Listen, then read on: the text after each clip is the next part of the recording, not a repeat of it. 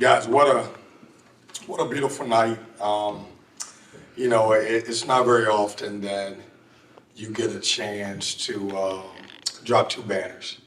And, for us here at NC State, it's been 37 years. And, man, it was beautiful. I knew that those banners would look good, but they looked great. And, man, I tell you what, man, it took everything I had, and I got really emotional. But I knew I had to keep it together because we had a game to play. But man, it's special. It's kind of like, why do you do the job? And the job is done because you want to see young men have success. And here at NC State, we talked about when I took the job, we're going to win championships. And, I said, Kevin Keatts a winner. And when those banners dropped, man, I feel all I could do is think about our players and our fan base had been starving for that, the alumni, all of the former players that were just right there and just couldn't get over the hump. And so this is, those banners represent everything about NC State. It represent everything about me. I'm just fortunate to be the guy that was behind the wheels of, driving the car. I want to personally thank everyone that had the opportunity to come watch the game. And I want to personally thank everybody that watched the game from home. It was a special deal, and I think that's important. The game was great. I'm glad the game went the way it went because of the fact that we dropped the banners, and I didn't want to have a banner hanging two banners and just have an okay game. And so I'm glad the game turned out the way it did. Questions?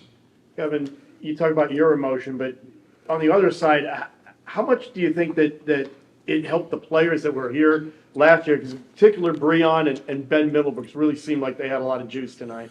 Yeah, give credit to both of those guys. Ben, 10 points, 10 rebounds. I think it's his third double-double, career double-double, and Brion passed for 14 points. We're going to need his career high. We're going to need Brion, JT, Ben, Dennis Parker, those guys who are returning to kind of show everybody how we play. That's our culture.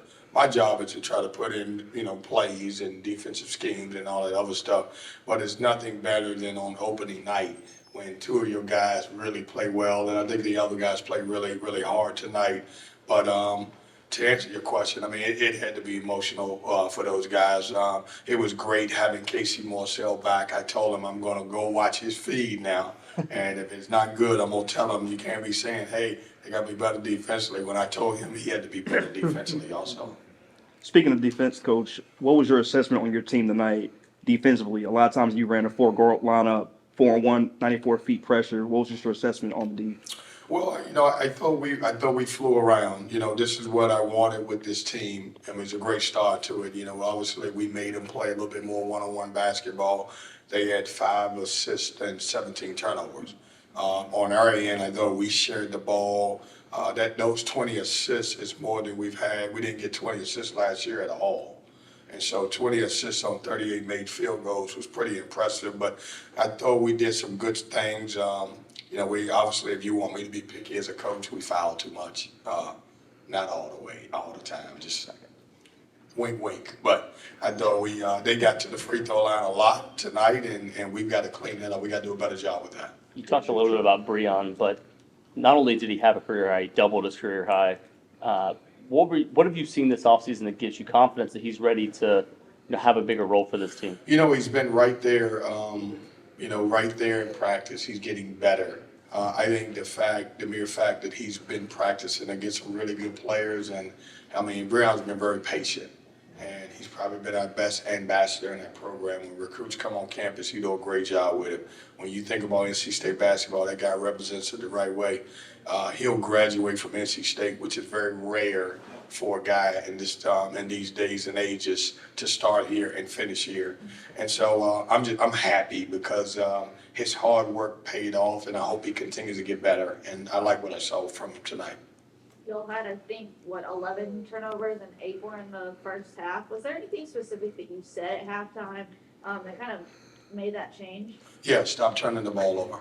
It's pretty simple. We got to stop turning it over. And, this team's got to do a better job taking care of the ball We didn't in our exhibition or our scrimmage. I would like to be in every game to be 10 less because of how fast we play. There are going to be some turnovers, but I thought tonight in the second half we did a great job. I wanted this team to put together two halves. We hadn't put together two halves in our scrimmage and exhibition, and those three practices were really good leading up to this game. I said to you guys, I didn't want to win the exhibition by 40. I don't think that would have helped us. The way we played in the second half really gave us a chance to go back and work on some things and get better at it. Coach Keatts, you talked about how emotional it was for your returning players last season, but guys like Dontrez Styles, Marcus Hill, Brandon Huntley Hatfield talked about how seeing the banners on the field was motivation for them this season. What did you see out of them tonight? Well, I thought they all were good. I mean, obviously, it's always tough when you play your first game. You're going to have first game jitters there. They're into a new program, but I thought everybody was solid. This was a game that I thought everybody contributed in a very positive way. Did all of our shots go down? No. But I thought we did some good things. And to see Brandon, we've got to do a better job of getting Brandon and being the ball inside. I thought we missed some opportunities there. But those guys are both capable scorers, but they're really good passers. They're willing passers. Even when the double team, they would find the right guy. What did you like from Marcus? It seemed like he was able to get to the rim. Yeah, I was glad. I was glad to get him going. He had, he was pressing a little bit, and I thought, he picked and chose his moments and did a good job and got to the rim. And I like his numbers. I mean, he was very efficient tonight. 7 for 10, 2 assists, 14 points. I thought it was really good.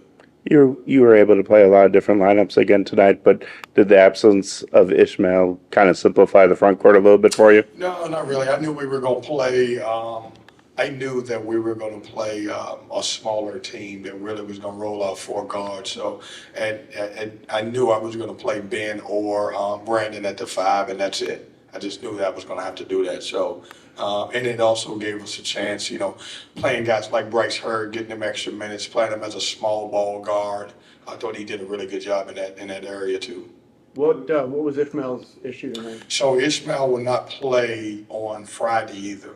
So if you guys are looking around and you see Portsmouth, for example, guys who played in Portsmouth, Ishmael, because of the team that he was on, somehow the NCAA decided that he was going to serve a 2-game suspension. And so he won't. After Friday, he will be fully cleared to play, but he won't be available Friday. Coach, a month ago you were talking about how your freshmen have already got some playing time. Trey had a couple of lobs to Bryce. You saw Paul McNeil hit that step back 3 late in the game. What else did you see from them, and how were they going to Well, I'm glad that they need to see the ball go in. And I got 3 really good freshmen, and obviously I got to be patient with them. They got to be patient with themselves, and I think the fan base has got to be patient with them. They all 3 are going to show glimpses of being a really good player in this uniform. But for Paul, we needed him to see the ball go in. Paul's a big-time shooter, but when you add that he's added 15 pounds, he's playing in a different system. He's playing faster. Now he's got to adjust the way we play and make those shots now. And so it was good for him to make some shots. Is this a team that you want to have some alpha scores like you did last year with Horn and Burns, or is it just more of a depth team? How do you think it's going to shake? Yeah, I don't see that. I think it's more of a depth team. I think on any given night you can look at the box scores. Like if you look at tonight, it was Marcus and Brion pass. They both have 14. I think on any given night anybody's going to lead us in scoring. I don't know that we're going to have DJ Burns and DJ Horn. Now, I will say this to you. Neither one of them were DJ Burns and DJ Horn at the beginning of the year. It took a little time, and they got better. It was good to see. I've asked Michael to score the ball a little bit more. He would leave out of the game, and he's so hyped that he got 6 assists. I was like, dude, you got to shoot it a little bit more, and he decided to shoot the ball, so it's good. He's the only guy in my career I've ever had to say shoot the basketball.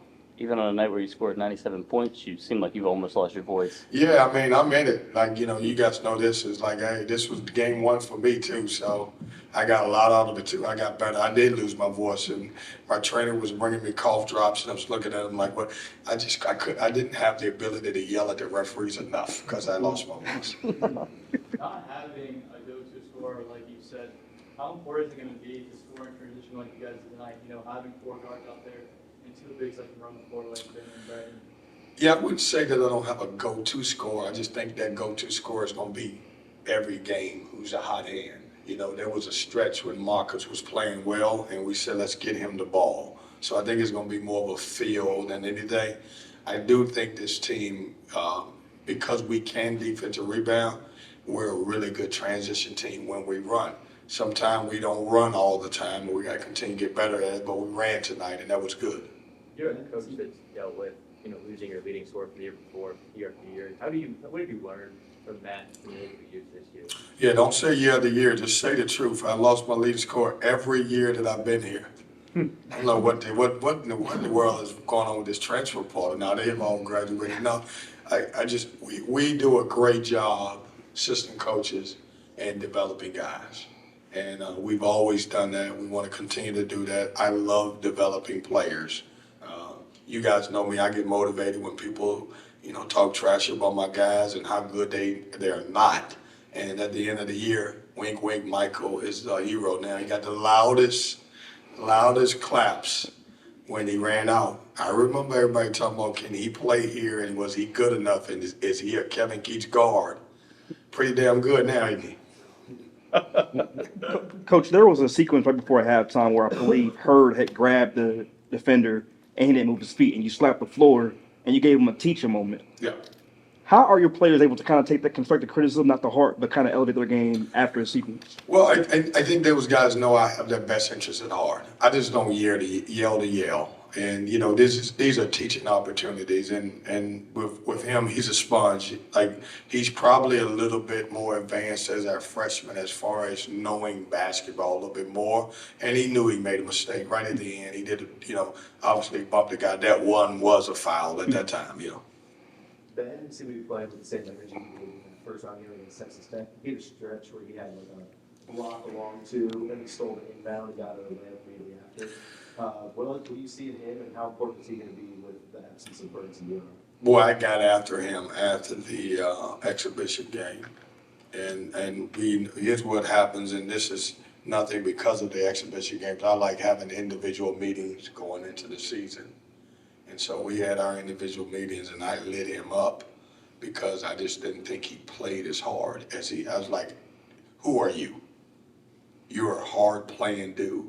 And I'm telling you, boy, I thought he was Dennis Rodman in practice the next day. I mean, he rebounded everything. And, I wanted to reward him. Him and Brandon are really good, and it was obviously we were raising the banners tonight, and I wanted to play the guys who helped us win those banners. So I started him and started Brandon, in the second half.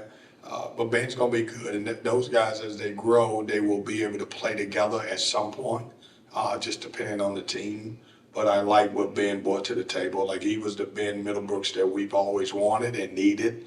And he just plays with a lot of energy. Somehow I looked at Levi and Larry Dixon like, if you guys don't, I'm going to fire you guys if you don't get that spin move out of his game. Because, he spin one time against Lee's McCray. And I'm telling you, I don't know what the hell they did. So he will never be on Dancing with the Stars like DJ Burns. We said that. Ben's never getting on that show.